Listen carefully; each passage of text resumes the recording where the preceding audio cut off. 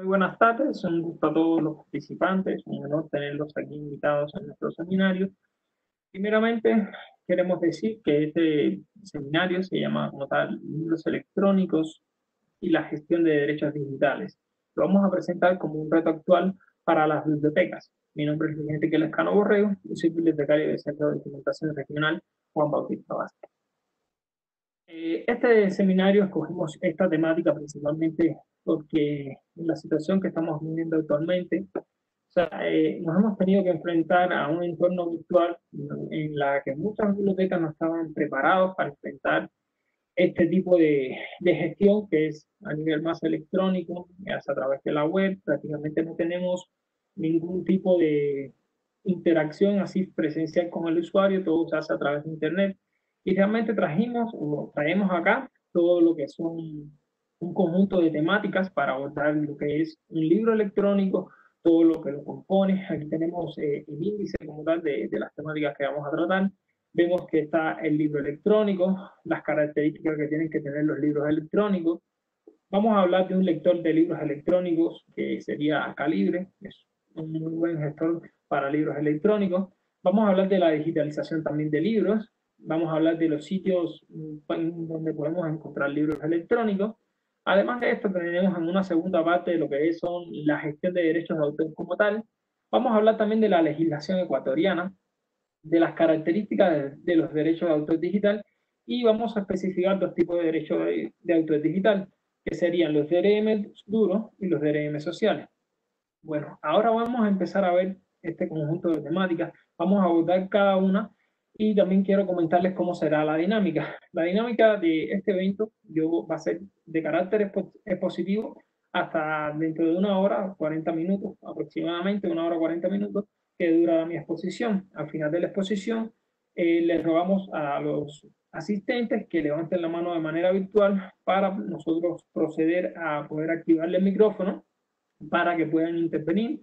Además de esto, también vamos a hacer lectura de todos los comentarios que nos van dejando en el chat para poder darles respuesta a todas sus preguntas y que no quede ninguna sin respuesta. Bueno, ahora empezamos como tal. Vamos a analizar qué cosa es un libro electrónico. Aquí les traigo primeramente una definición a grosso modo para que podamos ver qué cosa es un libro electrónico. Un libro electrónico, que también se conoce como ebook, ecolibro o libro digital, es una versión electrónica o digital de un libro. Es una publicación cuyo soporte no es papel, sino un archivo electrónico. Tu texto se presenta en formato digital y se almacena en discos duros, CDs o se puede almacenar en línea. También nos permite incorporar elementos multimedia tanto como video, audio y además posibilita el enlace a otras páginas de libros digitales del administrador de la red. O sea, tenemos como tal que un libro electrónico, o sea, es diferente como tal a lo que es un libro impreso, sobre todo es a su continente, ¿eh? O sea, estamos hablando de como tal dónde se aloja, que no se aloja ya en papel, sino que se aloja en medios electrónicos, puede ser una computadora, un CD, un disco duro. Y además de esto necesita un software para que se pueda abrir. Entonces, ya vamos viendo en principio cuáles son las características como tal fundamentales del libro electrónico y vemos que se diferencia como tal del libro tradicional a que estamos acostumbrados. Vamos a discutir una de las características principales que tienen este tipo de recursos, ¿no? Los libros electrónicos. Primero es el poco almacenamiento. Realmente un libro electrónico ocupa muy poco espacio y realmente en nuestro computador podemos tener cientos y cientos de libros electrónicos y no nos va a ocupar tanto espacio.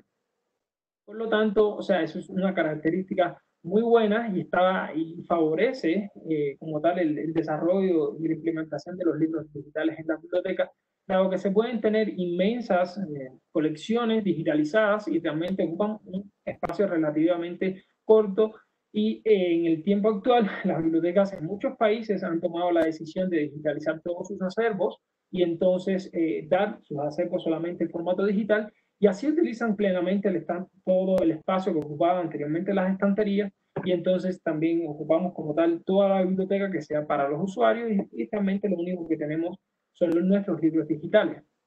Entonces vemos que como tal, o sea, el poco espacio sí que se utiliza para almacenar los libros nos permite tener grandes cantidades de información y además tenerlas en un solo lugar y bien gestionadas. También tener como una característica principal, como les decía, es la necesidad de un software o lector para poder leerlo. O sea, si tenemos un libro digital, no podemos leerlo así como cuando tenemos un libro impreso. Realmente necesitamos un software que permita o que decodifique el formato en que viene ese libro electrónico para nosotros poder leerlo. Por lo tanto, ahí viene lo que es una pequeña barrera, porque realmente al final se va convirtiendo como una pequeña barrera en dependencia del tipo de formato que tenemos. Y entonces necesitamos un software, en este caso puede ser un software pagado, un software libre, pero necesitamos un software para poder leerlo, para poder decodificarlo. Aquí les traigo una característica que también es, yo la considero importante, pero porque, o sea, hay muchas personas que sí, por lo que he podido leer, lo consideran muy relevante. Y es que no tiene olor. O sea, parece algo muy simple, pero realmente nosotros, el olor que un libro impreso emite cuando lo estamos hojeando, ese olor a muchas personas, o sea, nos llega a transmitir, incluso en las novelas, nos llega a transmitir hasta el mismo lugar en donde estamos viendo a nuestro personaje. Por lo tanto, o sea, esa sinestesia que ocurre a la hora de leer un libro y que interactúa con nosotros, o sea, no lo tenemos en el mundo electrónico, solamente lo tenemos a través de un dispositivo, una computadora, de un e-reader, y realmente no tiene el olor característico que apasiona a tantos lectores y que gusta tanto a muchas personas a la hora de tener un libro impreso. Realmente yo lo pongo como acá, como una de las principales características, porque realmente, o sea, los lectores asiduos sí, siempre comentan este tipo de cosas que, o sea, que extrañan esto a la vez que tienen un reader, extrañan la fisicalidad del libro, el olor que tiene el libro. También vemos que, como decíamos anteriormente, también se le llamaba ecolibro, ¿no? Y esto es porque es muy respetuoso con el medio ambiente, debido a que no depende de la industria como tal maderera, que es en la que se crean como tal los libros impresos. El libro impreso se crea a partir de la pulpa de la madera. Entonces acá no ocurre ese fenómeno. Realmente cualquier persona puede crear un libro electrónico, no estás cortando árboles, es respetuoso con el medio ambiente y por lo tanto es un muy buen punto a favor para los libros electrónicos. Segundo, vamos a ver, o sea, esto es bastante polémico, ¿no? Los formatos. Los formatos que tenemos principalmente en los libros electrónicos. Tenemos el PDF, tenemos el EPUB y MOBI. Ahora, vamos a detenernos un poco acá, porque realmente a veces no sabemos qué cosas realmente, qué implica hacer un EPUB, un PDF. Entonces vamos a ver cuáles son las ventajas o las características principales que tiene cada uno de estos formatos. El PDF es un formato que es base en estandarizo, es para cualquier persona puede leerlo, aún con navegador cualquiera puede leerlo, o sea, es bastante común que cualquier dispositivo lo pueda leer. Sin embargo, el formato EPUB es un formato muy bueno, o sea, muy bueno el EPUB 3.0, o sea, realmente es un formato espectacular a la hora de tener un libro electrónico, nos permite acomodar el texto a la pantalla que tenemos, incluso tiene software, tiene integrado un motor TTS de reconocimiento de voz que nos permite hacer la lectura del libro electrónico y entonces incluso reconoce la parte de lo que son los acentos, además de permitir tal, como tal también metadatos.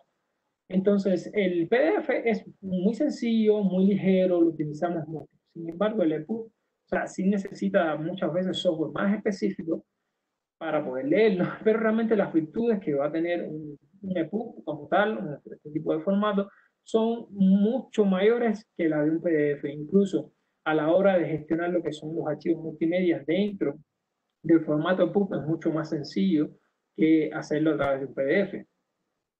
Segundo, tenemos acá que en un libro electrónico tenemos algo que no podíamos hacer en los libros digitales. Podemos insertar un video. O sea, es la integración de varios recursos como fotografía, gráficos, también tenemos videos, podemos insertar hiperenlaces, o sea, es como si fuera una página web en un libro. O sea, las hace mucho más interactivas y mucho más amigable con el usuario.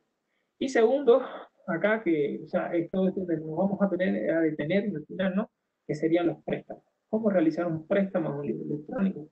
O sea, es bastante polémico debido a que un libro común nosotros lo prestamos, cualquier persona puede prestar un libro, una biblioteca puede hacer un préstamo de un libro y es muy sencillo, realmente. Pero a la hora de hacer un préstamo con un libro electrónico, ¿cómo nosotros garantizamos que la persona que nosotros le hacemos el préstamo no empiece a realizar copias y esto acaba en Internet y se realicen copias ilegales y realmente afecte como tal en la parte de derecho de autor y se incurra en una violación de derecho de autor? Nosotros las bibliotecas siempre hemos tenido y tenemos mucho cuidado a la hora de respetar los derechos de autor. Por lo tanto, o sea, nos vamos a detener sobre todo en el final, en esta característica que hace muy especial a los libros electrónicos que no se prestan de igual manera que los libros tradicionales, sino necesitan un software para realizar los préstamos y vamos a ver la alternativa como tal que serían los DRM sociales, en los cuales vamos a ver las formas que podemos desarrollar un préstamo electrónico, pero que no sea invasivo y que realmente lo puede hacer cualquier biblioteca, no necesitamos muchos recursos, no necesitamos un software pagado para poder realizarlo. Acá les traigo lo que es un lector. El lector que les íbamos a hablar, el lector Calibre, realmente es un lector muy bueno a la hora de gestionar lo que son los libros electrónicos. Aquí yo les traje como tal una screenshot del documento y del programa. Y tenemos acá, vamos a ver unas cuantas funcionalidades que nos puede dar, ¿no? Primero, podemos añadir los libros, aceptar múltiples formatos, aceptar PDF, aceptar los Word, o sea, aceptar una amplia variedad de formatos. También tenemos la posibilidad de editar los metadatos de cada libro. Podemos editarlo, podemos corregirlo y podemos mejorarlo, ¿no? También podemos convertir los libros, podemos convertirlos de PDF a EPUB, de EPUB a PDF, o sea, nos da la posibilidad de gestionar esta parte de la conversión a diferentes formatos. Segundo, nos permite obtener libros, o sea, tiene un cajón acá, que vamos a ver, donde dice obtener libros. Ahí nos permite buscar en su base de datos, nos marca la base de datos como tal, y ahí podemos ingresar, podemos entrar y revisamos qué libros, o sea, están en acceso abierto. Ahí nos sale como un candadito que está verde así, entonces eso significa que el acceso es libre y podemos descargar los libros que son en acceso abierto. Y también hay unos que tienen un candadito rojo, que eso significa que tienen protección de derecho de autor y que se debe para cuando son libros. Pero bueno, es una alternativa a la hora de empezar a buscar libros electrónicos. Podemos empezar incluso por este mismo software. También tenemos una opción que es muy buena, muy interesante, que son descargar noticias. O sea, esto es una especie de complemento que se le pone acá a este lector de libros. Como tal, yo no diría el lector, sino vamos a llamarle gestor, ¿no? Pues realmente hace mucho más que solamente leer un libro. Entonces, en las noticias existen varias alertas o canales RCS que podemos poner y entonces nos descargan las noticias de los principales canales de información a nivel mundial. Por ejemplo, CNN, BBC, de aquí de Ecuador tiene El Comercio. Además de esto, podemos comentar, eliminar los libros. Tenemos la biblioteca, podemos gestionar las bibliotecas que tenemos acá.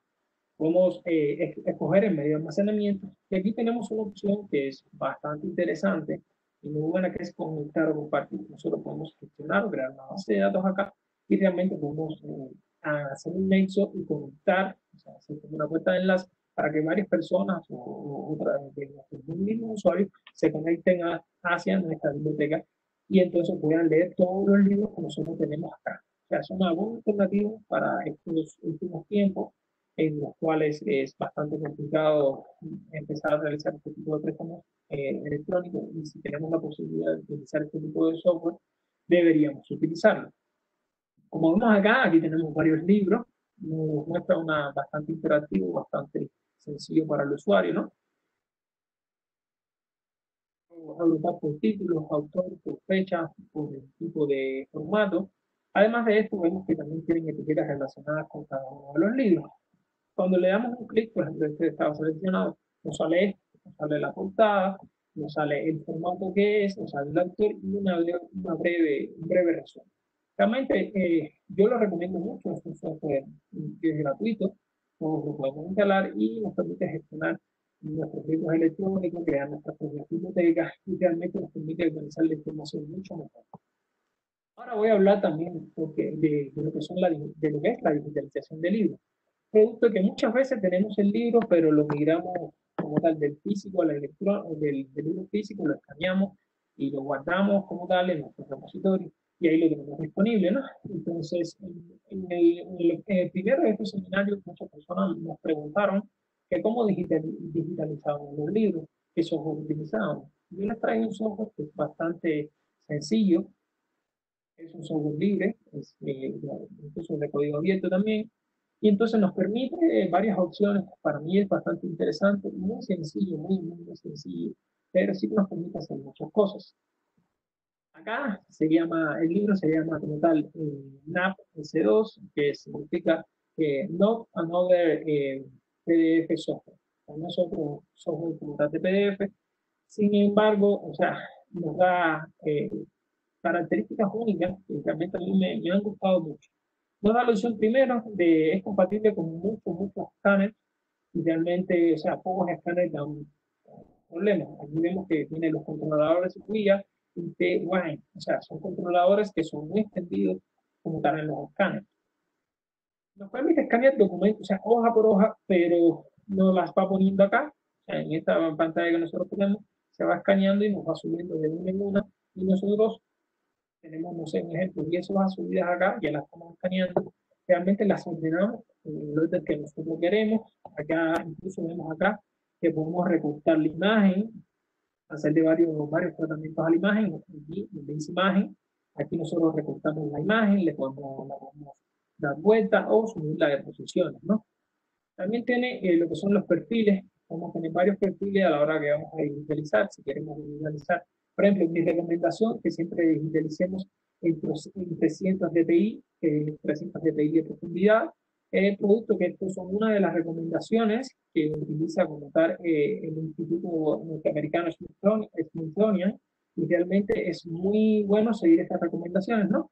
Y realmente la digitalización, y aquí en los perfiles podemos configurar que sea a color, que sea en 300 dpi de profundidad, que nos escanee bastante bien, es suficiente, 300 más, es por gusto, en caso de que tengamos algún mapa, algo que tengan que hacerle mucho zoom, pero realmente incluso las fotografías también las podemos escanear como tal en 300 dpi y configuramos el tipo de hoja que siempre vamos a utilizar, si es A4 o A3, y hacemos este tipo de configuraciones en la opción que tenemos en perfil.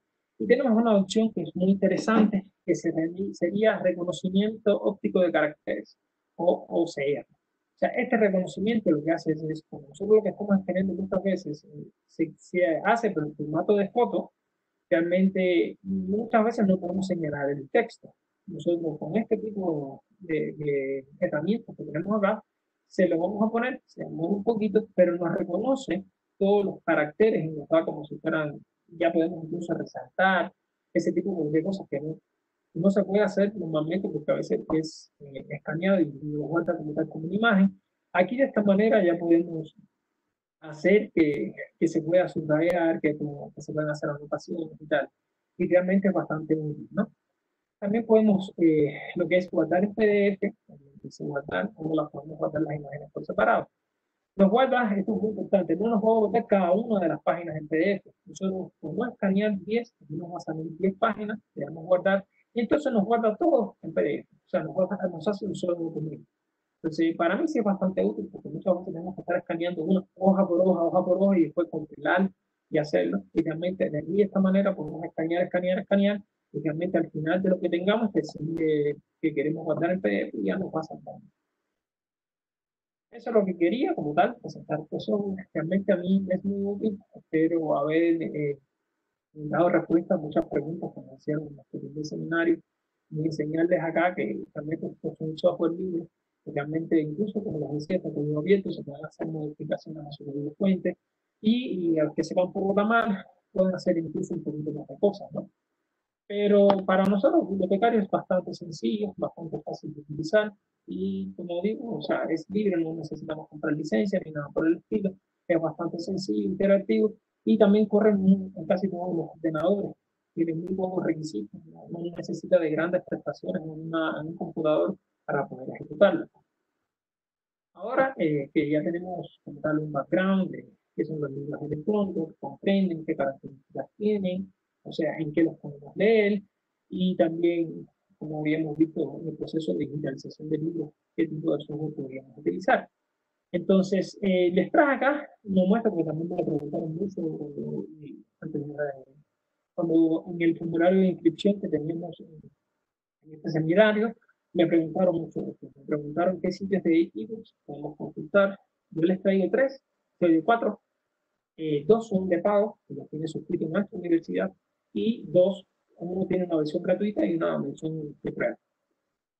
Como tal, el primero que les traigo es muy, muy útil, realmente, o sea, a mí me ha servido mucho en este tiempo de pandemia, que se llama Script. Script es un sitio que tiene muchísima información, muchísimos libros electrónicos, pero que es de pago. Pero debido a la pandemia, dieron 30 días gratis de suscripción. A cualquiera nos podemos suscribir y por 30 días podemos descargar todo el material que queramos de manera totalmente gratuita. A mí me sirvió mucho. Realmente pudimos, en nuestra biblioteca, pudimos ayudar a muchos usuarios a través del uso de esta página, que es muy buena. Trae muchos libros electrónicos de todo tipo de temáticas. Va, sobre todo, muchos de los que se usan en el ámbito universitario por los docentes y estudiantes. Muchos no, solamente los puedo encontrar acá. Realmente les recomiendo a todos los que sean bibliotecarios, a los estudiantes, si pueden suscribirse acá. O sea, Luis, disculpa que te interrumpa. De pronto podemos apagar y de nuevo encender tu micrófono porque está entrecortándose un poco y también como que hay un poco de interferencia. Están mencionando en el chat, por favor. ya, déjame, pues,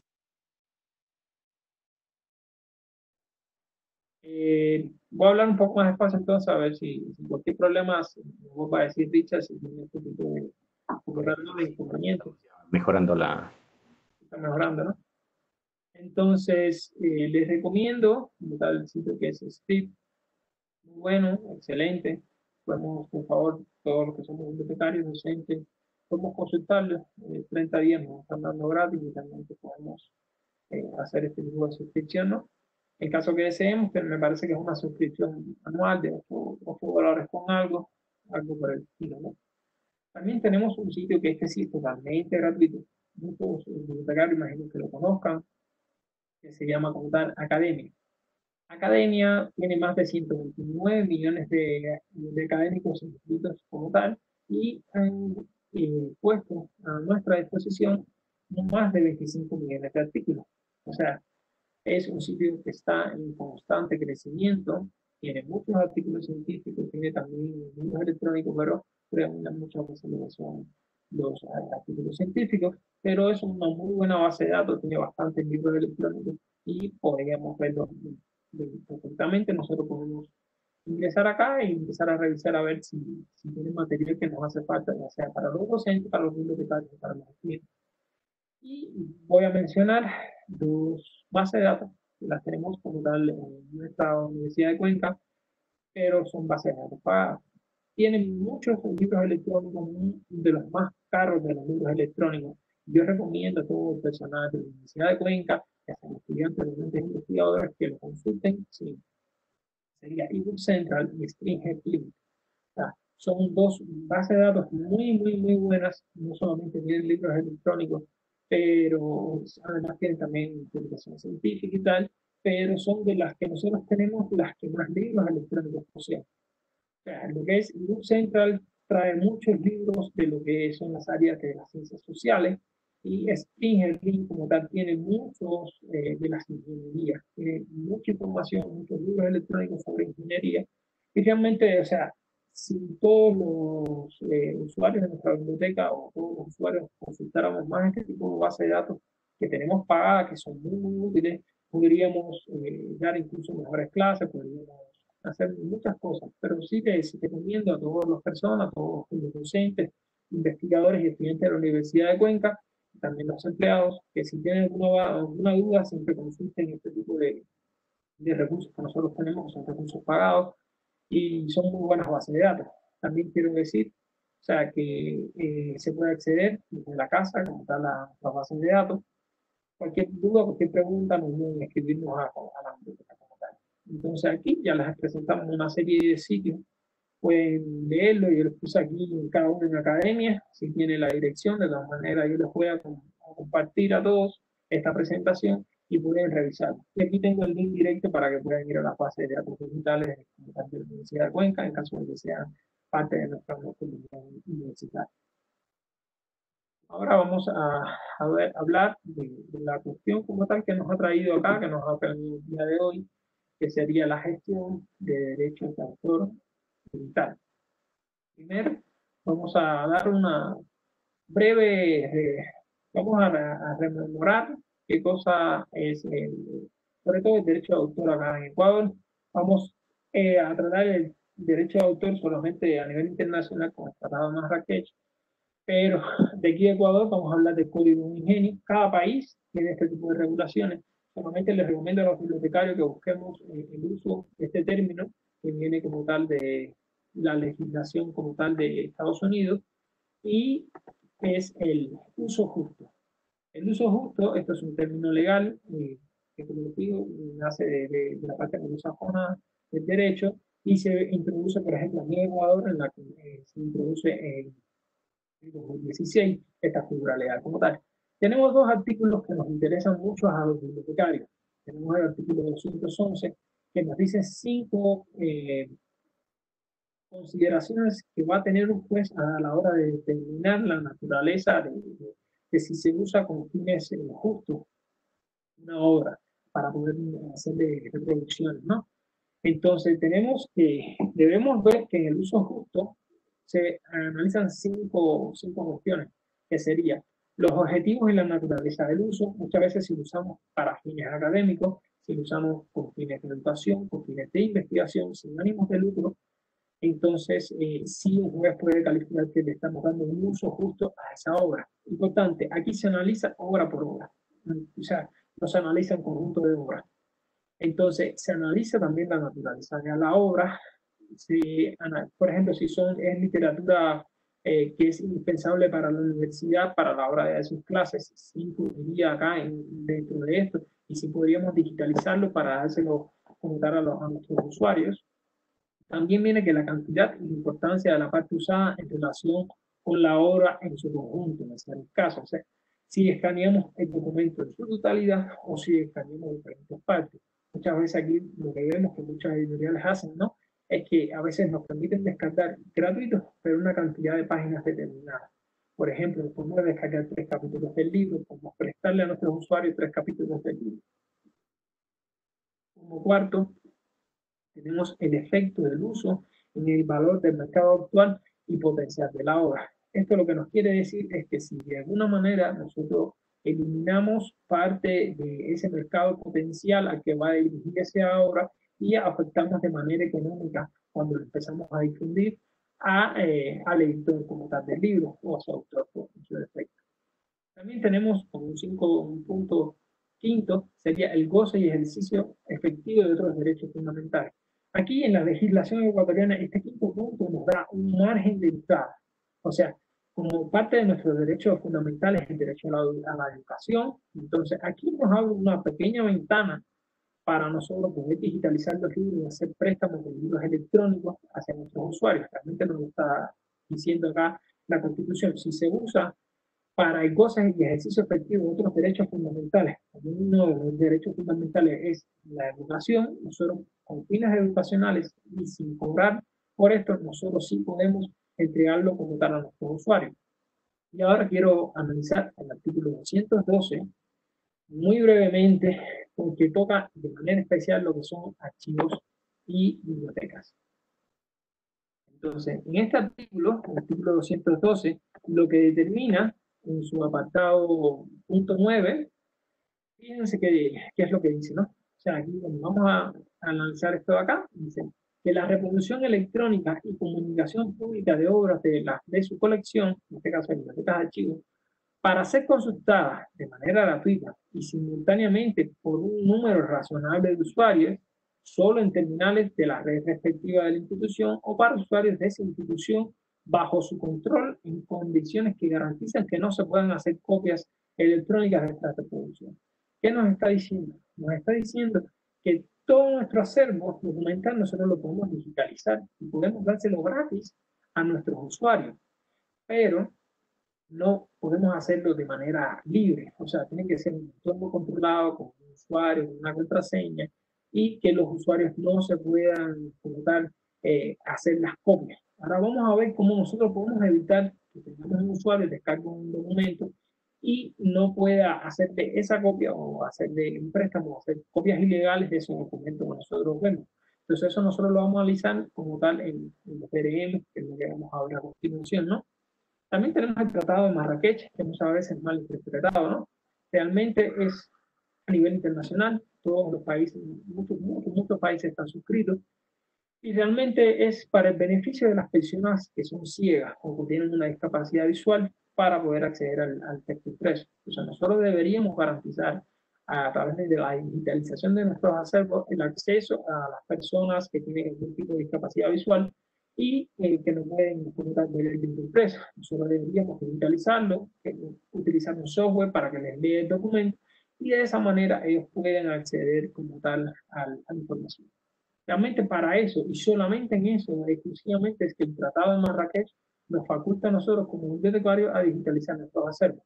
Si nosotros digitalizamos y realmente no son para las personas que tengan algún tipo de discapacidad visual, se nos comprueba esto, realmente nosotros incidimos entonces en la violación de derechos de autor.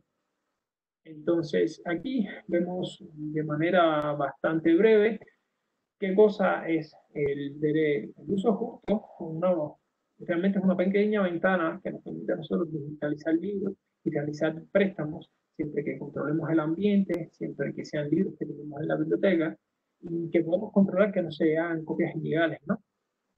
Realmente también vemos acá el Tratado de Marrakech, que es un tratado a nivel internacional y que muchos países están suscritos a él, pero que realmente la ventana que abre es muy corta, muy pequeña, solamente para personas que son discapacitadas. Ahora vamos a ver qué es. Estamos hablando de derechos de autor digital, pero ¿qué es? O sea, en inglés este término se llama Digital Rights Management o DRM. A partir de ahora yo, siempre me voy a referir a esto como DRM, en la versión más corta. Y les traje como tal aquí una foto. O sea, para mí esto es un DRM, esto es lo que ilustra un DRM, ¿no? Que al final nosotros tenemos presos prácticamente a nuestros dispositivos, a nuestros libros, a nuestros dispositivos, y nosotros no podemos prestarlos. Realmente el préstamo o si queremos hacer una copia privada, eso está contemplado en la ley. Y la aplicación de los DRM, de cierta manera, disminuye o vulnera este tipo de derechos que nosotros tenemos sobre lo que nosotros compramos, ¿no? Entonces, ¿qué es un DRM? Primero, es algo conceptual y a la misma vez es un dispositivo, es un cifrado, ¿no?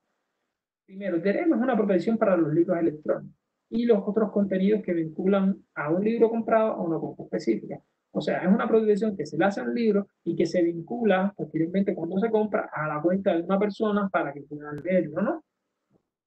Pero a la vez es un concepto de, o sea, cómo manejar los derechos de autor en el mundo digital, pero también es como si fuera un cifrado. O sea, es un tipo de cifrado o se encripta de tal manera tal la información que no se puede leer siempre que el usuario tenga, como decir, la llave para poder abrir este tipo de cifrado. En este caso, cuando lo compra, el proveedor le da como tal el libro electrónico para que pueda leerlo. Esto lo vemos mucho, por ejemplo, en Amazon, los Kindle de Amazon, dispositivos que solo leen como tal libros electrónicos y que nosotros compramos y solamente lo podemos leer en esa tableta. Si cambiamos de tableta o cambiamos la cuenta de la tableta, no vamos a poder leer esa información. Entonces, como vemos, establece los usos permitidos por el titular de los derechos sobre una obra digital. Entonces, ¿qué es lo que va a hacer el DRM como tal, los derechos sobre obra digital? Lo que va a poner es una traba. Realmente para mí, siempre que yo soy muy partidario de lo que es la ciencia abierta y la difusión de conocimiento, realmente le pone una traba enorme a la que son nosotros como usuarios o como bibliotecarios, le pone una traba enorme, producto que establece primero quién accede a las obras y bajo qué condiciones. Vamos a poner un ejemplo breve, ¿no? O sea, yo me descargo un libro y solamente yo lo puedo leer. Incluso si lo quisiera pasar por otro dispositivo, muchas veces no me acepta en ese otro dispositivo y tengo que volver a comprarlo para otro dispositivo. Eso no pasa en el mundo, o sea, en el libro impreso. En el libro impreso, yo tengo mi libro impreso, si quiero le hago una copia personal, una copia privada y la tengo guardada. O si quiero se lo regalo a otra persona. Ya no sirve como un regalo como tal. O sea, el libro tiene muchas funciones sociales. Realmente, o sea, que sea un regalo, que puedo prestárselo a un amigo. Si el libro es mío, lo compré con mi plata, porque no puedo prestarlo. Realmente aquí limita mucho la forma de acceder a las obras y las condiciones como tal, como se hacen bajo las obras, ¿no? Autorizan o niegan el acceso como para la obra o alguna de sus funciones.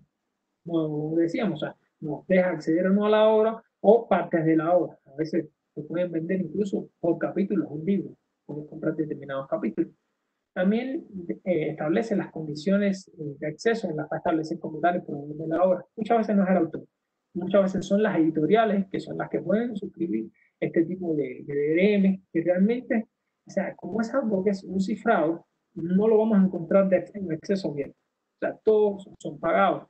Vamos a ver posteriormente el 3 y vamos a analizar uno, que es el que más se utiliza, pero les digo sinceramente que este tipo de DRM lo que hace muchas veces, el autor no es el que lo ejecuta, lo va a ejecutar muchas veces lo que es la editorial.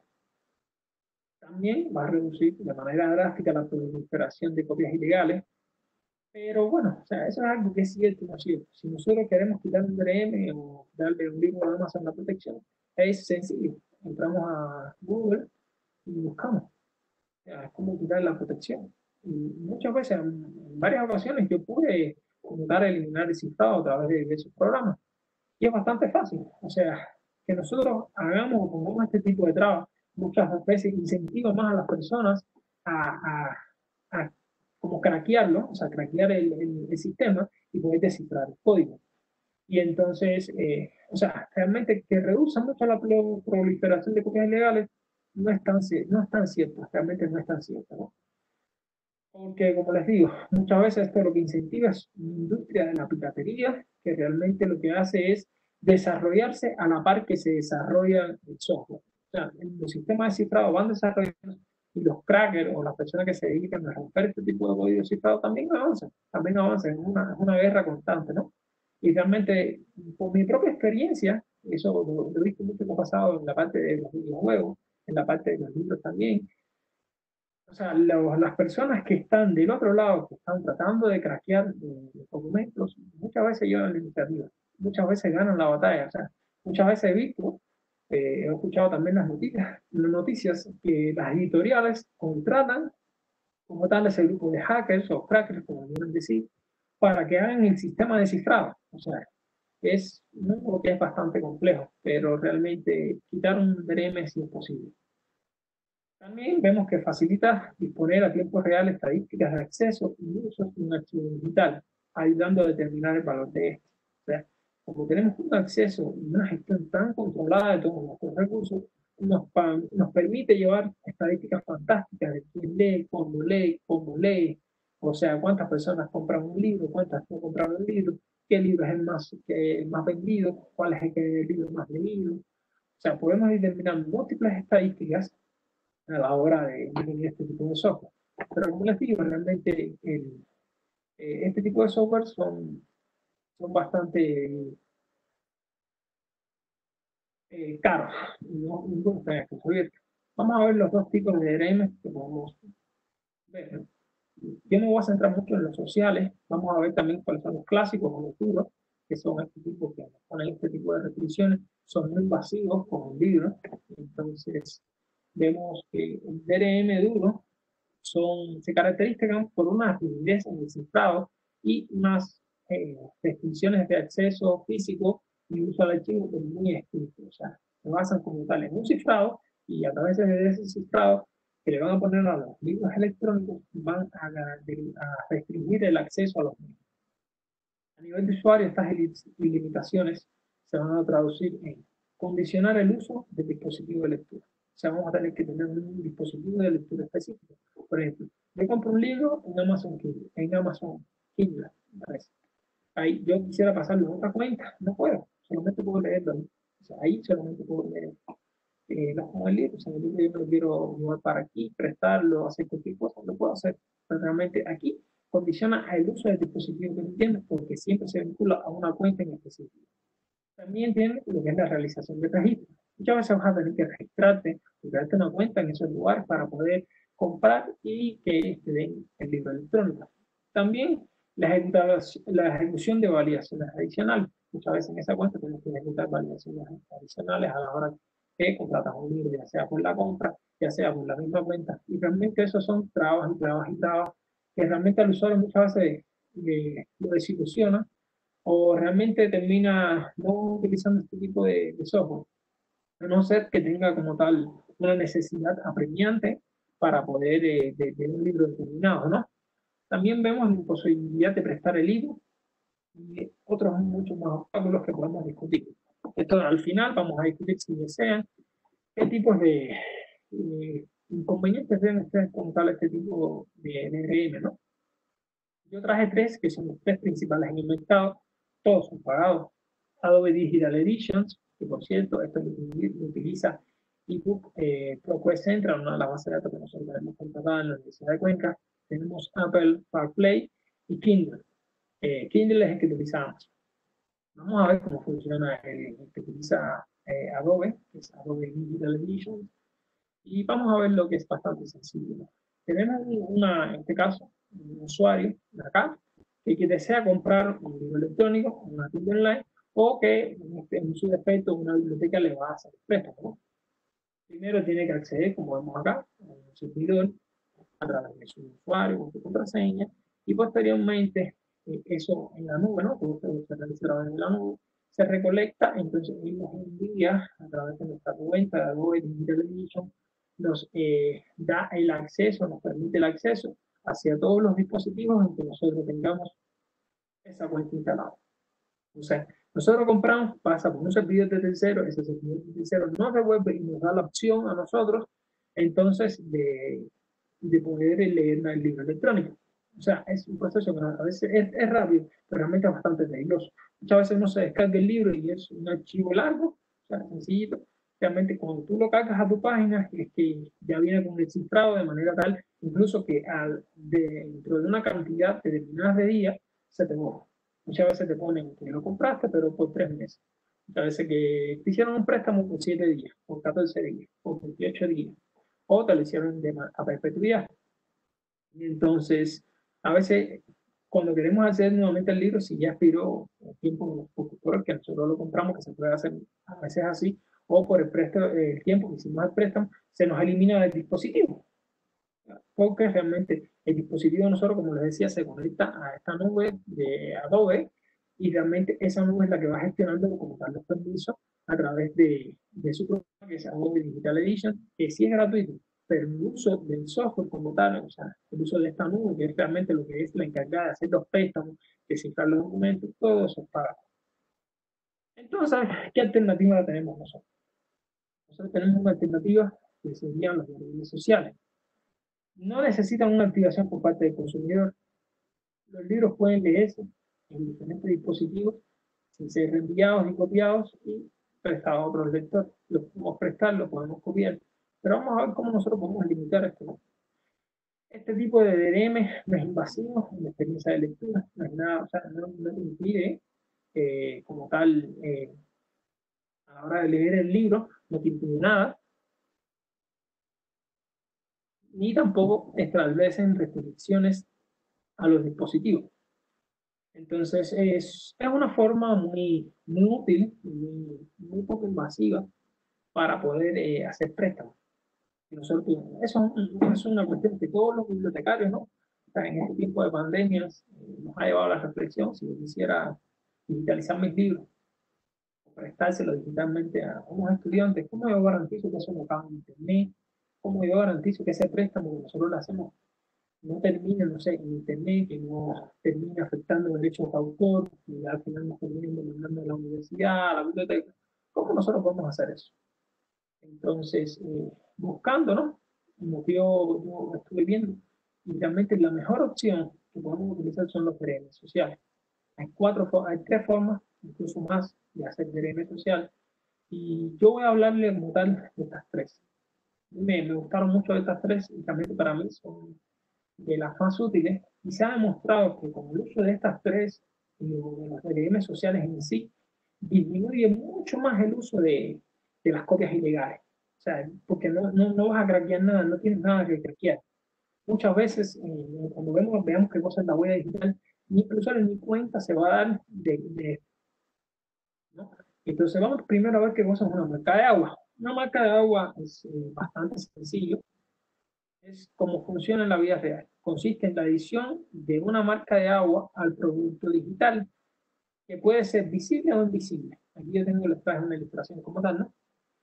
Esta marca de agua, que es, al final es un conjunto de bits, posee la información sobre el autor o propietario intelectual del producto digital y sobre su comprador. El watermarking es más que una traba, es un recurso disuasorio, ¿no? Es algo que limita muchas veces que los usuarios se estén prestando los libros, porque realmente la información que nosotros vamos a poner, vamos a ver cómo se pone, ¿no? Los usuarios no les va a dar ganas de prestar ese libro.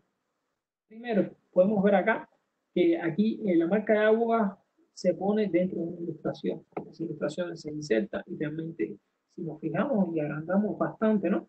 Aquí adentro tiene el nombre de la persona que lo compró. Segundo, puede hacerse también vía un algoritmo, que un algoritmo se incrusta detrás de un texto y realmente va a darme los datos de la persona que hizo el préstamo. Y también que me gusta mucho más también esta, que es poner en el encabezado y pie de página los datos de la persona que le doy o le hago el préstamo del libro, que me compré el libro. Si yo le pongo su correo electrónico con su número de cédula o algo que realmente no ocurra en la violación de datos personales, ¿no? Pero datos así que sean identificativos de esa persona, datos únicos, por ejemplo, puede ser la cédula, puede ser su nombre y apellido, puede ser su correo electrónico. Yo pongo esas tres cosas y le aseguro que cuando yo lo tenga, no tengo deseo de prestárselo a nadie. ¿Por qué? Porque ahí están mis datos, información confidencial mía. Aparte, si es un libro mío, ¿por qué no lo va a tener? O sea, yo no lo voy a difundir, ¿no? Pero te lo voy a prestar a ti. Si eso sale del usuario, el usuario va a exponer sus datos personales. Muchas veces las personas no quieren exponer sus datos personales y cuando realmente revisan, no le decimos que se le va a hacer un tipo de marca al libro que nos va a hacer el préstamo, o sea, nosotros le vamos a prestar a ellos, realmente disuade mucho. ¿Por qué? Porque son nuestros datos personales. ¿Y dónde puede acabar eso? Alguien puede hacer cualquier cosa con ese tipo, con los datos de nosotros. Y realmente es muy disuasorio y realmente ha sido muy efectivo. Ha sido muy efectivo a la hora de hacer préstamos digitales. Realmente podemos ajustar el código dentro, claro, que no lo ve el usuario, no sea visible, pero también deberíamos hacerlo parte visible y parte invisible. O sea, tener una parte que esté incrustada en determinados lugares. Esto se hace a través de software informático. Se puede hacer múltiples de software informático. Y esta de aquí abajo, como veríamos, que es en el pie de página, en el encabezado, vamos a poner los datos identificativos de esa persona. De manera tal que esa persona no le va a dar ganas de prestar ese libro a ninguna otra persona. ¿Por qué? Porque va a poner su información personal en internet y sabe que eso puede traer otro tipo de consecuencias. Y realmente nosotros cuando se lo ponemos al usuario le decimos que vamos a hacer también este tipo de acción. Todo esto siempre hay que decirle al usuario que se lo va a poner, ¿no? Pero sí disuade mucho a la hora de hacer un préstamo. Por ejemplo, tenemos un libro que solicitado en nuestra biblioteca. Lo queremos digitalizar, lo digitalizamos, queremos prestarlo. ¿Cómo nosotros garantizamos que sea un entorno controlado, que no se distribuyen copias ilegales? Cada persona nosotros le podemos hacer esto, le podemos hacer una manta de agua, de manera tal que tenga la información personal de esa persona y no le va a quedar ganas, créanme, no le va a quedar ganas a esa persona de hacer un préstamo o de copiar su libro y saber que su información privada o su información personal va a estar difundida en Internet. O sea, siempre cada vez que hagamos este tipo de cosas, como por ejemplo las bibliotecas universitarias, tratamos con personal y tenemos sus datos reales, porque a veces esto también se puede prestar para que nos den datos falsos, ¿no? Pero si nosotros trabajamos con bases de datos inmensas que trae toda la información real y efectiva, incluso podemos hacerle préstamos, que nos envíe una copia de la cédula. O sea, podemos inventar varias cosas de manera que la información que pongamos sí sea la de esa persona. Y aparte, a esa dirección de correo le vamos a enviar el libro. Entonces, esta es una forma de disuadir mucho a las personas a la hora de hacer un préstamo electrónico. Le estamos dando, en el caso de las bibliotecas públicas, un uso que es para educación y realmente no estamos afectando el mercado potencial de esa persona, o de ese editorial o del autor, producto que no está saliendo. ¿No? Estas copias no se van a difundir. No se van a difundir porque es información personal de la persona que se hizo el préstamo. Entonces va a ser más complicado que esa persona lo realice como tal lo que son copias ideales, y lo suba a internet y tal. ¿Por qué? Porque tiene información privada. Vamos a ver el segundo, que es la huella digital. La huella digital es parecido, pero diferente. Realmente es hacer que cada ejemplar de un libro sea único. Pero ¿cómo hacemos si cada libro tiene exactamente lo mismo? Está codificado en el mismo formato. O sea, se puede utilizar un software. Un software se puede utilizar que lo que hace es cambiar una palabra, bueno, invierte una palabra, o la revierte, o sea, cambia una coma o un punto, o sea, cambia de manera tal que cada documento es único. Son microalteraciones que se le podría decir a cada uno de los ejemplares que nosotros prestamos y vinculamos en una base de datos que a esa persona, por ejemplo, eso se puede vincular con lo que es un lector de integridad de un archivo que nos va a dar un código exacto. O sea, si nosotros damos un PDF, nosotros podemos incluso empezar a rastrear, y vemos que está en Internet, rastreamos al momento qué persona fue la que puso eso en libre disposición. ¿Por qué? Porque nosotros en nuestra base de datos tenemos que esta persona a través de nosotros hacerles un cambio en específico al documento, como hacer un punto, una coma, una tilde, pero que lo va a hacer único con respecto a los otros, nosotros ya sabemos que se le hizo préstamo a esta persona. O sea, aquí una pequeña deficiencia, ¿no? Primero, que el usuario muchas veces le hacemos este tipo de cosas que sí deberíamos avisarle. O sea, le avisamos que nosotros guardamos, hacemos un tipo de rastreo en caso de que ese tipo de su libro lo ponga en internet, se va a hacer un rastreo y se va a dar con él quién va a tener que pagar las consecuencias de lo que hace, ¿no? Eh, aquí, o sea, necesitamos tener una base de datos que almacene que documentos nosotros le prestamos a aquella persona. O sea, este tipo de lector de integridad, ¿no? Que nos da un código específico para cada libro, eh, lo podemos utilizar. Este tipo de software, hay algunos que son de acceso abierto, otros que son pagados. Pero es una muy buena alternativa porque no estamos restringiendo las cosas. ¿Por qué? Porque el usuario lo único que puede hacer es prestarle en su círculo de amigos, cualquier tipo de préstamo, y las personas realmente no van a prestarlo. No van a prestarlo si saben que si eso acaba en internet por su culpa, va a ser rastreado y va a pagar las consecuencias de esa persona. Entonces, por eso se llama como huella digital. Cada libro es único, como si fuera una huella digital, ¿no? Si cada libro es único, nosotros vamos a tener una base de datos que nos va a decir qué persona tiene ese libro. Y realmente, si acaba en Internet, nosotros lo rastreamos al momento. Hay algunas empresas alemanas, editoriales alemanas, que ya han empezado a hacer este tipo de cosas. Por ejemplo, aquí está un software que se llama SIDIM, que lo podemos revisar de la manera esta presentación, como les dije, las vamos a compartir. Entonces, es muy bueno. Este último se hace en conjunto casi siempre con lo que es la marca de agua digital. Y muchas veces es lo que llamamos un ex libris digital. Un ex libris digital realmente es como un libris tradicional, pero en este caso lo podemos diseñar con nuestras facultades, en el caso de la universidad, facultad de arte, podemos diseñar que cada libro que nosotros hagamos se le va a insertar una página que va a tener un ex libris. Esa página, con ese ex libris, va a decir el autor, el poseedor como tal, el poseedor del libro electrónico, con su información relevante. O sea, al final trabaja muy similar al ex libris tradicional, que es el libro en papel, y en esta manera no solamente lo vamos a hacer, insertarle junto con las marcas de agua, insertarle esto, o sea, muy estético, y realmente, como también trae información personal, las personas ya cuando ven este tipo de cosas visuales, frenan un poco, no buscan tanto cómo cambiarlo, porque muchas veces las marcas de agua no son cifrados, no son cosas que tú puedes eliminar. Puedes quitarlo, pero realmente es muy trabajoso, vas a tener que hacer muchas cosas y realmente es bastante tedioso. Realmente craquear un documento, al final lo craqueas y lo limpias, pero imagínense que tengamos que revisar hoja por hoja, eliminar eso hoja por hoja, sí, se convierte bastante tedioso, ¿no? Y realmente aquí lo único que tenemos serían estos tres tipos de DNM, que espero que les sirvan mucho, porque realmente son muy útiles a la hora de empezar a, a gestionar como tal los derechos de autor digital. Ahora vamos a pasar como tal a la parte de preguntas y respuestas. Por favor, si pueden alzar la mano de manera virtual, o sea, recordemos que al lado de su chat hay como una especie de una manito que está así, está ahí, por favor, si pueden hacer clic. Por favor, el Richard, si ya me puede ayudar con ya la parte de la moderación.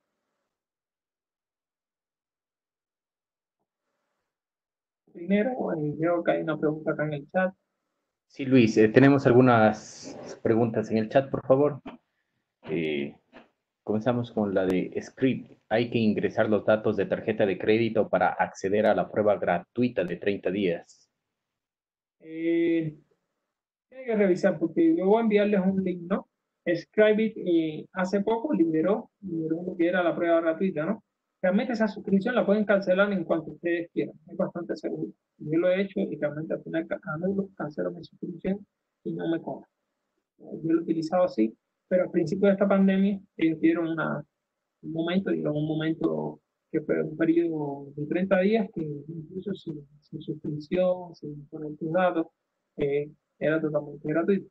Pero yo se lo recomiendo realmente, cuando lo prueben, verán que les va a gustar y realmente pueden eliminar la suscripción. No es nada del otro mundo, también van a su cuenta, buscan, eliminar la suscripción y es bastante útil, ¿no? Hay otra pregunta, veo acá, dice, al realizar la digitalización de las colecciones bibliográficas, estas se deben cifrar con DRM obligatoriamente. O sea, como decíamos, se me puede decir como tal el país de esa persona que hizo, ¿no? Porque, por ejemplo, en Ecuador, hay que, en cuanto a uso justo, ¿no? O sea, en cuanto a la legislación ecuatoriana, nosotros sí podemos digitalizar todas las colecciones bibliográficas, las podemos digitalizar, pero debemos garantizar que sea un acceso controlado a esa información y que no se vayan a hacer copias ilegales. Tanto las bibliotecas como los archivos tienen esa facultad y no incurren en ningún tipo de violación de derechos de autor.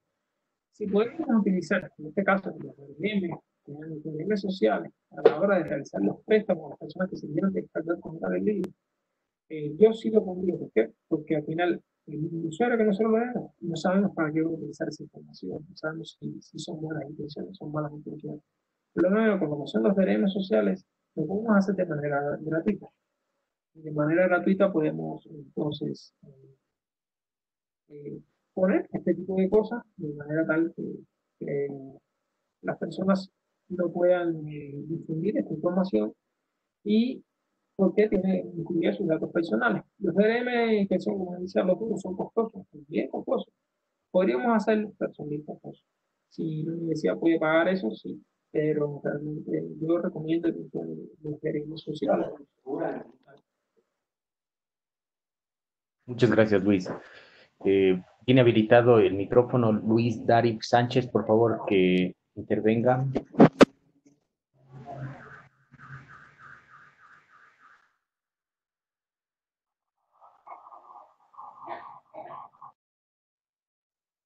Buenas tardes.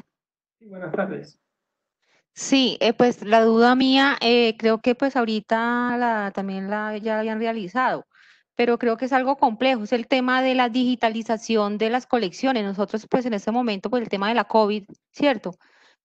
Pensábamos algunos ejemplares, las de más alta demanda, digitalizarlos y pues ponerlos al servicio de alguna forma controlada, pero entonces resulta como muy difícil. Y más pues desde Colombia, no sé los demás países, nosotros para poder hacer reproducciones del material debemos de pagar una licencia al CDR, Centro de Derecho Reprográfico, nosotros no lo pagamos. Aún así nosotros lo podríamos hacer, de pronto pues, o sea, yo creo que de alguna manera infringiríamos como la ley, ¿no? Habría que revisar. Primero tendríamos que revisar lo que es la doctrina, si en su código legal como tal tiene lo que es el uso justo, ¿no? O sea, si tienen el código legal de su país, lo que es la doctrina de uso justo. ¿Y qué dice? O sea, muchos países ya han adoptado esta doctrina.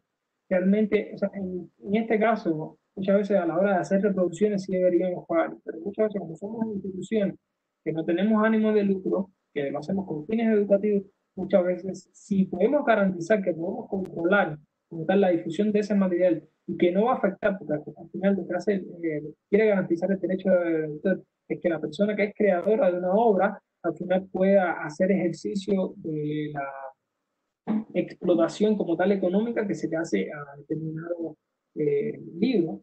Y entonces, si nosotros podemos garantizar de que de manera tal que solamente los usuarios de nuestras bibliotecas y con que incluso pueden ser, son libros que nosotros tenemos en nuestras propias bibliotecas, que nuestra biblioteca lo compró, o muchas veces se compra, se dona, Sí. pero nosotros lo tenemos como parte de nuestro acervo. Entonces, es lo mismo muchas veces que decir, porque yo no presto un libro y a la hora de realizar un préstamo, ese estudiante, cuando salga, puede hacer la cantidad de digitalizaciones, la cantidad de copias que desee, y al final no los trae. O sea, ¿cómo nosotros garantizamos eso? La ley no, hay ciertos vacíos que no puede hacer, ¿no? Pero a la hora muchas veces, por ejemplo, lo que es acá en Ecuador, sí habría que analizar bastante, muy bien la ley, ¿no? Porque yo, o sea, he tenido conferenciado con varios abogados y tal, y no hay mucha especialidad como tal en estos temas, y sobre todo muchas veces para lo que son bibliotecas públicas, archivos públicos, siempre hay como que incluso para los centros universitarios también se hacen ciertas distinciones por las características como tan especiales que tenemos nosotros, tanto como bibliotecas, que somos como tal, muchas veces somos bibliotecas públicas, contamos con fondos del Estado, y muchas veces no tenemos los recursos para hacerlo, ¿no? Pero sí, sí, yo creo que sí deberíamos optar por la digitalización y adoptar como tal parte de los gremios que nosotros habíamos visto acá, que serían los gremios sociales, pero garantizar, buscar las maneras de garantizar que esa información no va a caer en Internet, porque eso es lo malo, al final eso es lo que siempre pasa, ¿no? Que cuando Sí. en Internet ya se daña como tal el mercado potencial que tiene ese determinado autor, esa determinada editorial, y entonces ya, o sea, caemos nosotros como que exigimos el derecho de autor, ¿no? Sí, Bueno, señor. deberíamos revisar como tal las legislaciones y empezar a trabajar por ahí. Muchas gracias. No, gracias a usted. De pronto, ¿alguien más desea participar para poder habilitarle el micrófono? De todas maneras, para también, no sé si, digo, para ver si puedo compartir rápido para explicar también que acá, como tenemos aquí, un segundito acá, acá, eh, para enseñarles como tal en la pantalla donde se comparte, ¿no?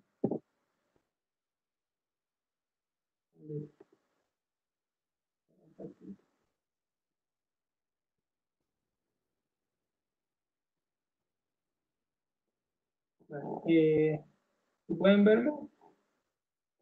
Me parece que no deja compartir. Está el escritorio de su... Sí, solamente se ve la escritura, no deja compartir como tal la aplicación. Pero bueno, en la aplicación, en la parte superior derecha, muchas veces ahí tenemos una parte de el chat, los participantes, cuando se abre esto, entonces en la parte del chat, arriba hay una manita que está así, y podemos Ruth.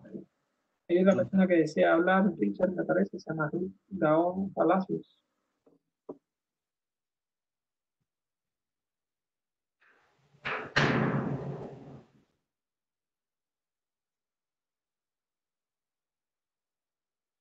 Adelante, Ruth, tiene los permisos, por favor, para que pueda participar.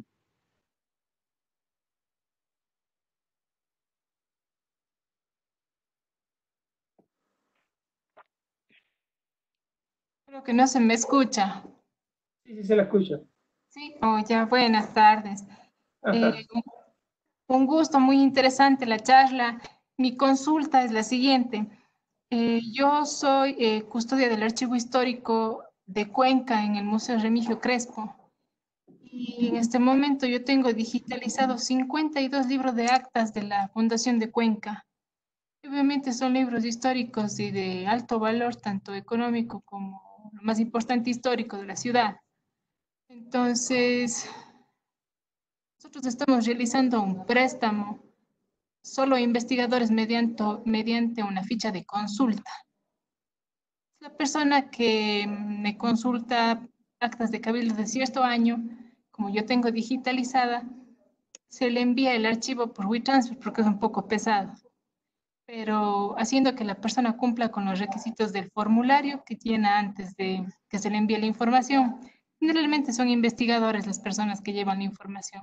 Y se les registra obviamente con los datos, el mail, el número de cédula, apellidos, por cualquier cosa, pero no sé hasta qué punto, como usted dice, envuelva cierto peligro o cree, no sé, me gustaría saber su opinión. Muchas gracias. Sí, no se preocupe. Bueno, primero que son libros históricos. Deberíamos ver primero también al paso ya de determinado tiempo, ¿no? Los libros, me parece que aquí en Ecuador, por 50 años, realmente, no recuerdo como tal la cifra exacta, pero pasado determinado tiempo ya los libros pasan como tal lo que es al dominio público posterior a la muerte como tal del autor. En caso de usted, primero que se hace con fines de investigación, eso, y que la ley en Ecuador contempla que tanto para archivos y bibliotecas se pueda hacer en entornos controlados, ¿no? De sus usuarios, como ustedes, sus usuarios también son investigadores. O sea, no, para mí no incurre en ningún problema. Realmente ustedes se pueden adaptar a lo que decía en el artículo 212 del Código de Ingenio, que establece que se pueden realizar o se pueden digitalizar los archivos de bibliotecas y archivos para darle determinado, o sea, para dar servicios a sus usuarios, ¿no? Y no incurre en ninguna violación, porque realmente ustedes saben a qué personas se lo están prestando, también tienen sus datos, entonces realmente si ustedes quisieran cerciorarse, ¿no? También podrían hacer este tipo de marcas de agua. Hay muchos programas para hacerlo y pueden poner o sea, la información personal del investigador y enviársela así con información si tienen algún tipo mayor de seguridad, ¿no? Pero realmente pueden hacerlo de esa manera. Pueden hacerlo de esa manera perfectamente y no, según la legislación de Ecuador los ampara totalmente, más de lo que habíamos visto, para hacer este tipo de acción. Muchas gracias. Un gusto. De nada, un placer. Y también a todas las personas que van hablando, por favor, cuando terminen de hablar, si quieran cerrar también el micrófono, ¿no? Ahora vamos a leer otro de los comentarios que hay acá en el chat, ¿no? Y se puede una biblioteca gestionar los préstamos de libros en PDF que se bajan desde Internet vía Drive, completando el formulario. Muchas veces se tratan de libros importados y que alguien los ha subido en la web. Aquí es un tema muy polémico. Realmente este tema es bastante polémico. ¿Por qué? Porque primero, la ley en Ecuador solamente nos ampara para lo que son los libros que nosotros tenemos en nuestras colecciones. Ahora, ¿qué pasa si encontramos un libro en Internet, en alguna base de datos, que realmente lo descargamos gratuito, pero no es, realmente hay que comprarlo para poder acceder? O sea, si nosotros en base, y también esto es una cosa muy importante, en Ecuador hay un margen, por ejemplo, en base al ejercicio de derechos fundamentales, como es la educación, nosotros podemos hacer eso. Sí podemos hacerlo, sí podemos controlarlo. Cogemos el libro, igual si lo enviamos a la persona, podemos prestarle a la persona, pero si lo podríamos poner como tal, o sea, primero es ver si lo tenemos en nuestra colección. Si no lo tenemos en nuestra colección, sí podríamos hacerlo, pero tendríamos que justificar ejemplar por ejemplar por qué lo estamos haciendo. O podríamos hacer, como usted dice, un formulario en que venga la persona, detalle exactamente por qué lo necesita, y entonces después de determinar por qué lo necesita, ¿no? Entonces ahí empezamos a hacer una base de datos de todos los libros que nosotros prestamos, porque las personas nos lo solicitaron y podemos también determinar si fue en el ejercicio de alguna de las eh, derechos fundamentales, como es la educación. Y también en Ecuador sí puedes hacerlo, sí podrías hacerlo, pero también lo que le digo, tienes que controlar, una vez que tú lo descargas, tienes que controlar mucho a los usuarios a los que tú les das el libro. Y puedes hacerlo a través de este tipo de derechos de autor digital, ¿no? Sería una opción, se lo doy como una opción, espero que le haya dado respuesta a su pregunta. También, o sea, Richard también nos aclara que luego de 70 años de la muerte del autor, los libros históricos son de dominio público en Ecuador. Entonces esos libros pueden estar en acceso abierto para consultar. Realmente así lo estipula la legislación y o sea, en muchos casos también tenemos que revisar este tipo de cosas. Si tenemos archivos históricos, si tenemos documentos históricos, por la parte que son como tal los documentos que son muy antiguos, que los tenemos dentro de los raros y valiosos, podemos digitalizarlo. ¿Por qué no? Podemos digitalizarlo. Si ya pasó mucho tiempo de eso, hay muchos libros de 1500, 1600. El problema es prestar libros históricos porque los autores ya pasó mucho tiempo de que haya problema para Parece que Ruth quiere intervenir. No sabe que creo que se me queda activado porque no he manejado mucho el Cisco WebEx. Sí, no se preocupe. Richard, si pudiera, por favor, apagar los micrófonos a las personas que van hablando. Bueno, hasta aquí, si hay otra persona más tiene alguna otra duda, de todas maneras le vamos a enviar lo que es el Código de Ingenio de la Zona Ecuatoriana, el Tratado también de Marrakech, para que nos vayan consultando. Tenemos personas que son de múltiples países, tenemos más de 100 personas como tal acá en nuestro seminario, y hay una multitud de países. Nosotros de todas maneras este seminario lo vamos a subir vía YouTube para que todas las personas puedan empezarlo, puedan verlo. Levanté la mano, ¿no? Si otra persona desea intervenir, por favor que levante la mano para darle acceso, sino para ver si ya finalizamos como tal el evento. Por favor, Richard. Sí, tenemos a alguien más que está queriendo participar. Uriel Fox, por favor, tiene habilitado el micrófono.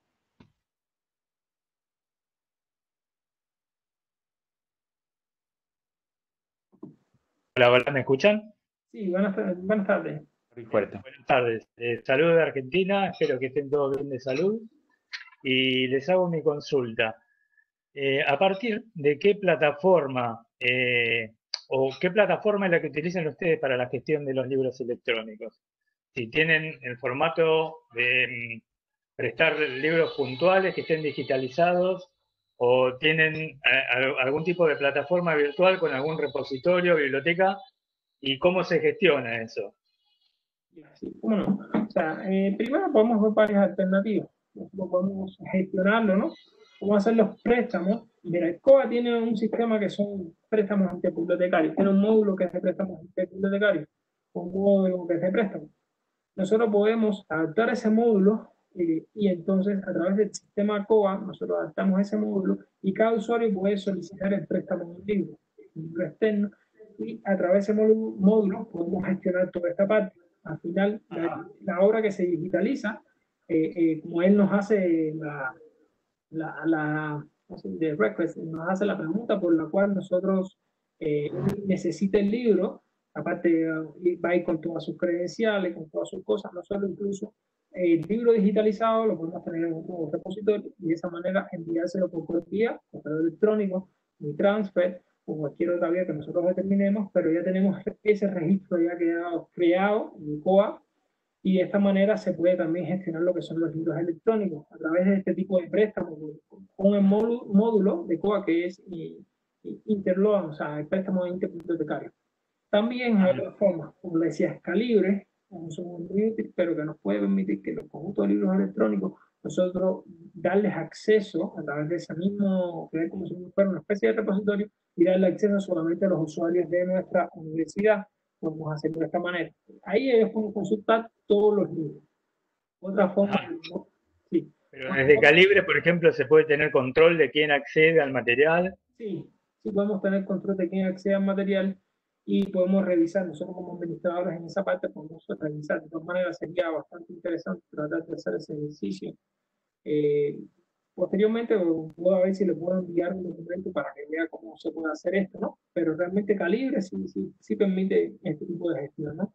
Gestión de usuario nos permite, incluso por el tiempo que nosotros habilitemos la biblioteca, podemos también habilitarlo por cierto periodo de tiempo, el servidor. O sea, podemos haber múltiples formas. Y una también cosa fundamental, en estos tiempos de pandemia tenemos que buscar alternativas, ¿no? Calibre es una alternativa y hay otra alternativa que también es Rock Diamonds, o sea, es un software de gestión de bibliotecas, pero como tal es para gestión de bibliotecas virtuales. Toma Greenstone, se llama. Un software Greenstone, sí. Greenstone es súper útil para parte de lo que son los libros, pero ya que todos, por ejemplo, pueden contar con acceso abierto. Es muy importante para esta parte, ¿no? Y aparte tiene que se puede escribir con el monitor y bastante útil. Pero Greenstone también es una opción viable. O sea, se pueden manejar múltiples alternativas. La biblioteca, o sea, para mí es muy bueno porque se puede controlar mucho mejor lo que es la parte de COA, integración de Claro. Interlogan que tiene, que sea, me parece que es el módulo que se llama ILL, ese módulo se integra a COA y a través de ese módulo se le habilita a los usuarios para que nos puedan hacer préstamos o préstamos se puede utilizar para préstamos interbibliotecarios, pero en este caso vamos a hacerlo como para hacer solicitudes que nos puedan digitalizar el libro y nos envíen el libro digitalizado, ¿no? Entonces, un libro, una persona, pues ahí lo pagan las políticas también de la misma biblioteca, ¿no? Puede decir que se va a digitalizar, o de los libros que ya tienen digitalizados, le hacen préstamos, pero como habíamos hablado de régimen social, le podemos hacer una marca de agua y enviársela por correo. Y podríamos hacerlo Sí, sí, también sí, de esta manera. muy claro, muchas gracias. No, gracias a usted. Sí, Luis, también tenemos la intervención de Verónica Maigua, por favor. Tiene habilitado el micrófono. Sí, bueno. Buenas tardes, muchas gracias por la apertura. Buenas tardes, se Una escucha un pregunta, poquito para bajito. instalar el programa Calibre, ¿qué especificaciones técnicas debemos tener para poder instalar y que no tengamos problemas en las bibliotecas? Realmente, Calibre es un software libre. No pide muchas prestaciones, no pide ya muchas prestaciones. O sea, realmente o sea, la máquina con lo que yo lo he utilizado, una máquina bastante sencilla, una Intel Pentium Inside, o sea, de tercera o segunda generación me parece, tiene 2 GB de RAM, o sea, tiene unas prestaciones bastante bajas, aparte que Calibre es un sistema multiplataforma, se puede explicar también para varias plataformas, varios sistemas operativos.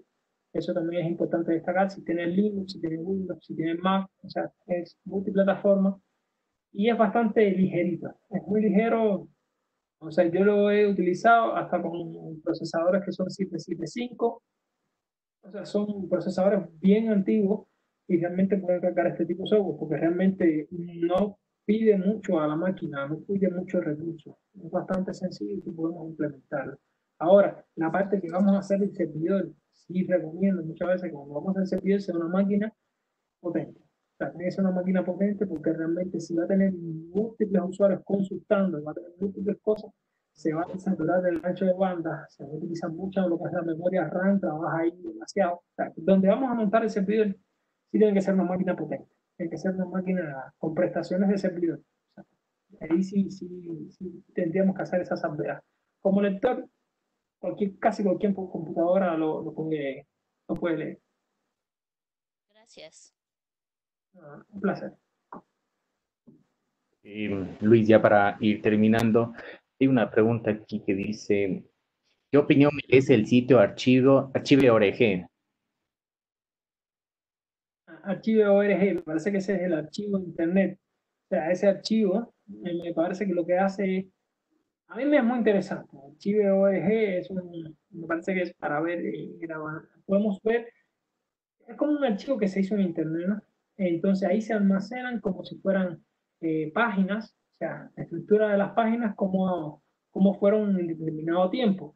Entonces en el archive ORG me parece que si no estoy mal es este sitio que estoy hablando, ¿no? Este sitio podemos hacer una regresión en el tiempo de una página web. O sea, podemos regresarle en el tiempo y podemos ver cómo ha ido avanzando, qué información ha puesto. A mí o sea, me ha servido de mucho. Esa página me ha servido mucho porque a veces yo me siento, consulto información, a veces encuentro información que por cierta o determinada razón se eliminó de una página web. Y a veces lo que tengo es ¿cómo se llama? Ese recopilación que se hizo ahí, que solamente está ahí y solamente está recuperado ahí. Y realmente es muy útil, también es muy útil, incluso para las mismas instituciones. Podemos ver cómo nosotros ha avanzado nuestra página web a lo largo del tiempo. Es un ejercicio bastante interesante. O sea, y creo que es esa página. O sea, no sé bien si me corrigen, me parece que sí, esa página de manera un segundito para revisar. Sí, sí, es esa página. O sea, si tienen alguna otra duda, otra consulta.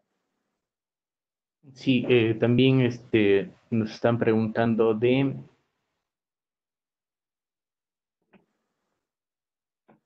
dice, para los libros que se digitalizan, ¿Se debe tener algún permiso del autor o del editor? En dependencia, por eso ahí siempre hay que revisar lo que es los derechos de autor en cada país. Tenemos que revisar la legislación de cada país. Sí podríamos digitalizar los libros, podemos digitalizar los libros, pero siempre hay que revisar lo que, si tenemos en nuestro país esta figura de uso justo. Se ha implementado en muchos países seguro ya la tienen, ¿no? ¿Y qué nos permite? O sea, muchas veces si está dentro de nuestro acervo, claro que lo podemos digitalizar, lo podemos almacenar y garantizar de cierta manera que cuando se consulte siempre va a ser en un entorno controlado y que no van a subir copias ilegales. Porque como les decía, es como si tuviéramos el préstamo en físico. Cuando nosotros hacemos un préstamo en físico, hacemos un usuario, el usuario se va y nadie no sabemos qué hizo con el libro. O sea, de esta manera, o sea, incluso haciendo un préstamo normal, un préstamo bibliotecario, la persona va, te saca determinadas copias, vende las copias y ¿cómo nosotros podemos garantizar que eso no pase? Es complejo, ¿no? Y de esta manera, o sea, en muchos países sí le han dado la facultad a lo que son las bibliotecas y los archivos que puedan digitalizar los libros siempre y cuando garanticen que el entorno va a ser controlado. También podemos empezar a digitalizar también libros antiguos y empezar a hacerlo a los investigadores y hacerlo de acceso libre, porque como veíamos, o sea, 70, por ejemplo, en Ecuador, son 70 años después de la muerte del autor, ya se pueden hacer Eso, pues.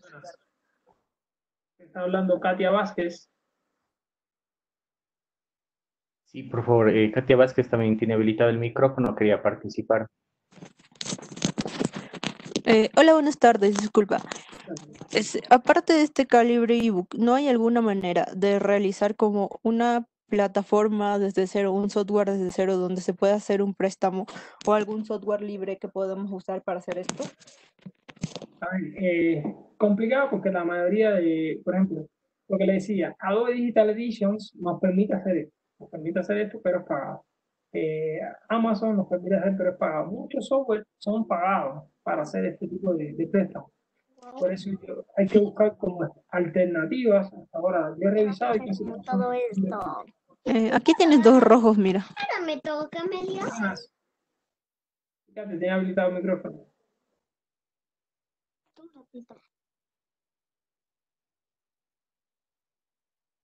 Y bueno, o sea, realmente hay muy pocos software o sea, casi todos son software libre. Software pagado, discúlpame. Los software pagados son los que nos permiten hacer todo este tipo de cosas. Adobe Digital Edition lo hace, es muy bueno, pero hay que pagar por él. Realmente tenemos que buscar alternativas. La alternativa que decía otro compañero de utilizar lo que sería COA es muy buena porque realmente podemos procesar solicitudes y a través de esa solicitud de nuestro propio acervo nosotros podemos enviarle vía correo electrónico ese archivo digitalizado. Y más o menos gestionamos. ¿Por qué? Porque nos va a generar estadísticas, nos va a generar varias cosas, nos va a generar bastante información que nos va a permitir, de cierta manera, justificar por qué estamos haciendo ese tipo de préstamos. Pero deberíamos complementarlo, sería la idea, ¿no? Complementar este tipo de préstamos con lo que son los DRM sociales, ¿no? De cierta manera, poner implícitamente una marca de agua como los datos personales de la persona que lo solicita, de manera tal que no acabe poniendo en internet esa información. No sé si te pude responder la pregunta. Tenemos ya la última pregunta. Luis, permítame una consulta. Sí. Si estos libros electrónicos tienen que estar catalogados, ¿se puede poner en un repositorio, en otro repositorio institucional, tal vez? Siempre que garanticemos que tienen que entrar con su usuario, que sean personas de la misma institución, la ley y derecho de autor nos ampara siempre que, por ejemplo, si va a ser el repositorio, va a ser, no sé, imagino DSpace, un repositorio de DSpace, pero aquí en Ecuador tendría que tener una restricción de usuario y contraseña y que solamente el libro lo pueda leer a través de la página. Porque en el caso que se descargue, si se descarga tendría entonces que tener este tipo de marcas de agua. Pero sí se podría crear lo que es un repositorio, pero que impida credenciales de acceso, habría que hablarlo con lo que son los informáticos, ¿no? Que puedan crear de la manera, respecto a un software libre, que nos puede permitir hacerle ciertas modificaciones, ¿no? Entonces nosotros, antes de que, para poder acceder a los documentos, el usuario tiene que necesariamente loguearse, y entonces nosotros garantizamos que realmente sea un usuario de la universidad de manera tal que pueda descargar el documento. También se puede hacer así. O sea, la ley sí nos permite, sobre todo, como les decía, son documentos que tengamos en nuestros acervos, o sea, tienen que estar el documento físicamente en nuestros registros, que usted dice que ya están previamente catalogados, pero que sabemos que los tenemos, los podemos llevar a lo que son un repositorio, pero las personas, nuestros usuarios, tendrían que acceder a través de usuarios del acervo. Esa sería la única salvedad que se podría hacer. En caso de Ecuador. Gracias. De nada. Luis, ya para ir terminando, podemos responder ya la última pregunta. Dice, ¿qué tiempo dura el préstamo digital hablando de un solo módulo? Por ejemplo, el préstamo digital, nosotros deberíamos establecer los plazos, ¿no?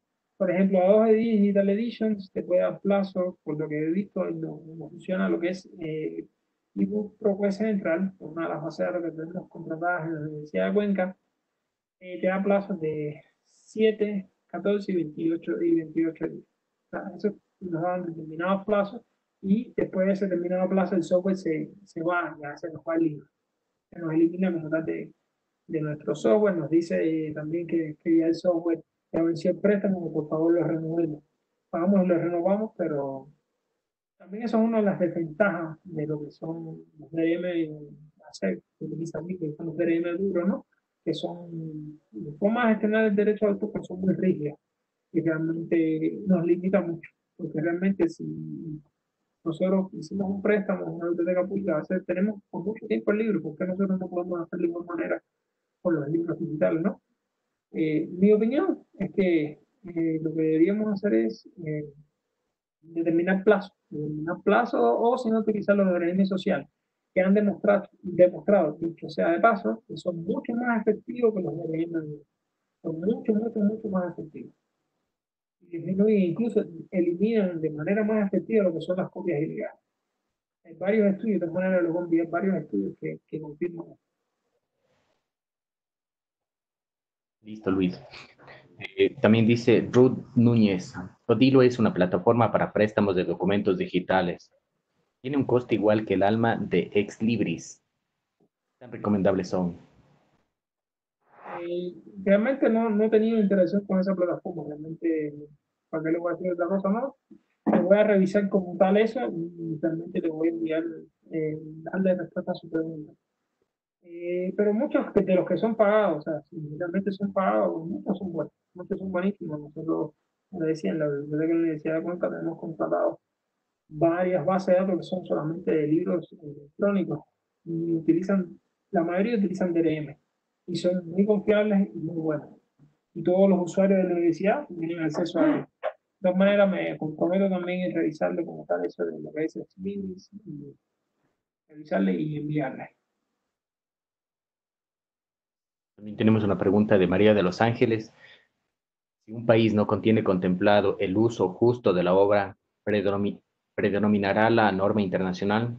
Sí, sí predomina la norma internacional. O sea, si vemos que está suscrito, por ejemplo, el Tratado de Marrakech, que también nos da una breve brecha, pero sí deberíamos entonces revisar lo que es la OMPI, la Organización Mundial de la Propiedad Intelectual, cuáles son los tratados que están suscritos a nivel mundial o cuáles son los tratados internacionales que están suscritos en nuestro país. En ese caso, si la ley internacional nos ampara y no existe la legislación como tal de un país, entonces nosotros sí nos podemos acoger a las leyes internacionales. Listo, Luis. Esas son todas las preguntas. Perdón, la última de Mariluz. Dice, en este mismo contexto de Odilo está OnDrive. Se paga por el soporte de la plataforma. Se tiene una bolsa con presupuesto para la compra de libros, para lectura en línea, préstamo. ¿Con qué tipos de acceso? Por eso le decía, no conozco el software, realmente no conozco el software, pero sí me voy a sentar a revisar para ver cómo es. Pero sí, por ejemplo, a veces para la suscripción de bases de datos, para la suscripción de libros electrónicos, a veces se le asigna como tal un presupuesto a la determinada universidad y uno compra una determinada cantidad de materiales por un tiempo. A veces son por un año, 2, 3 años. Entonces uno hace una compra de los libros e incluso nos ha pasado en la universidad a veces compra libros electrónicos, pero tienen una cantidad de préstamos determinados. A veces te dicen solamente tiene el libro, pero se puede hacer 50 descargas del libro. O sea, solamente puede ser unas 50 veces. O sea, eso en dependencia ya de cómo estas instituciones pagadas decían gestionar. Realmente, o sea, realmente no hemos tenido experiencia como tal acá en la universidad, ¿no? De tratar con este tipo de software. Nosotros con los que hemos tratado, como les decía, son los que tiene Adobe Digital Edition, que lo utiliza la base de datos ProQuest, que nosotros pagamos una suscripción por una cierta cantidad de contenido. Nosotros determinamos cuál tipo de contenido es el que queremos nosotros suscribir a esa base de datos, y a partir de ahí entonces se nos habilitan todos los libros que nosotros se incluyan dentro de la suscripción de nosotros. Es como usted dice, como una bolsa donde nosotros determinamos qué cantidad de libros utilizamos para dárselo a nuestros usuarios, ¿no? De todas maneras, sí le digo que le voy a revisar como tal la base de datos. Si me puede, después de esto, enviar un correo, siempre estaba en los formularios. Entonces, para darle respuesta a su pregunta, pero un poco más, indagar un poco sobre el tema y poder darle respuesta a la pregunta. Listo, muchas gracias, Luis. Muchas gracias, Hecho. Ahora queremos ya dar por finalizado este evento. De pronto, si se nos quedó alguna pregunta, demos respuesta vía correo electrónico. El video va a estar cargado en la plataforma de YouTube una vez que se renderice el mismo, para que ustedes puedan tener acceso a la información, igual a la presentación de Luis. Agradecemos una vez más su participación y estaremos en comunicación con respecto a nuevos webinars. De antemano, muchas gracias y queremos dar por terminado este evento. Un saludo cordial, esperando que se encuentren muy bien. Muchas gracias.